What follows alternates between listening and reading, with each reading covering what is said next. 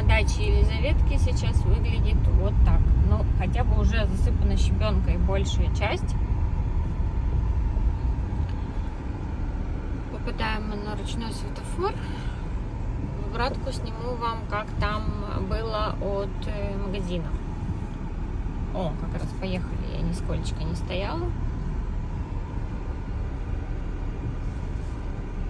Двигаемся, по-моему, потихоньку. Ставим ставки. Сколько же проделают дорожники дорогу на Елизаветинские дачи до самого Фруктового.